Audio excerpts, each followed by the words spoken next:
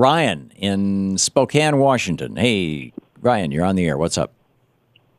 Hey, not a lot. I just like to hear a little bit more partisanship. It's not all the Republicans' fault, and it's not all the Democrats' fault. And what It is all me the Republicans' fault, Ryan. Oh, all the problems in the world are the Republicans' fault right now. No, the problems with the debt are all the Republicans' fault. Well, the problems with the war that we as the American people allowed to happen, which I completely disagreed with.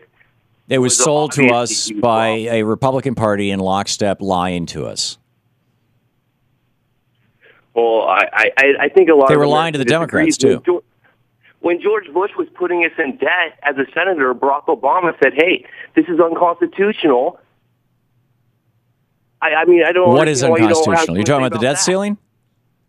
In regards to the debt ceiling, also, Clinton he voted against he voted against the debt ceiling, saying that it was unconstitutional. He's not willing to take that position as president. You know, when you're a senator, you can say things and take positions of principle, knowing that doing so is not going to create a constitutional crisis. It's not going to throw two branches of the government in front of the third branch, the Supreme Court.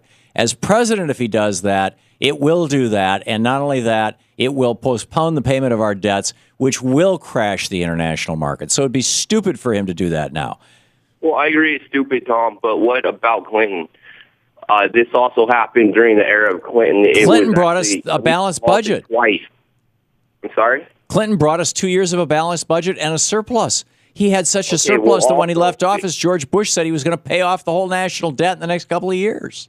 Listen, during the internet boom and everything else when Clinton was in office, things were great. But we also did say, hey, we're not raising the debt ceiling. There was a fight. No, the debt ceiling was repeated. It was raised several times during the Clinton administration. Clinton was president for 8 years. The debt ceiling was raised several times during his presidency, just like it was raised 16 or 18 times during the Reagan presidency.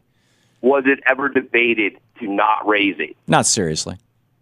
Not seriously. No, it's never been debated since it was put into place in 1914.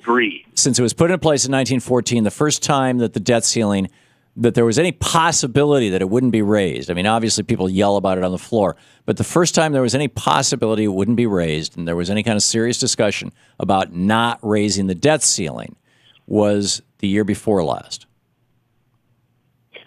People have been talking about the debt ceiling. We've had several presidents literally tell us it's a matter of national security. After every war, we go into debt.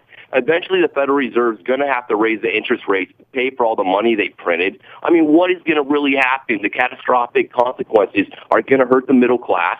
What if you take away the fact that, these people need to pay their credit cards at the end of the year so they get their tax return because they own a home? What if you may need to pay your credit card, but you can't issue your own money. The federal government can. No, I'm not saying that. I'm just saying, well, what if you start taking entitlements away from the middle class, like the tax break for having kids? They'll never touch that because they need more taxpayers. But what if they take it away for owning a home? You need that tax break. What if they took away the Romney loophole? Off the whole world. I mean, the Romney loophole is the one that I'd like to see go away. That says that if you earn your money by sitting on your butt around the pool waiting for the dividend check to arrive, you pay a maximum of 20% income tax rate. You know, the Paris Hilton loophole. Let's do away with that. Let's let Romney and Paris Hilton pay the same tax rate as doctors and rocket scientists.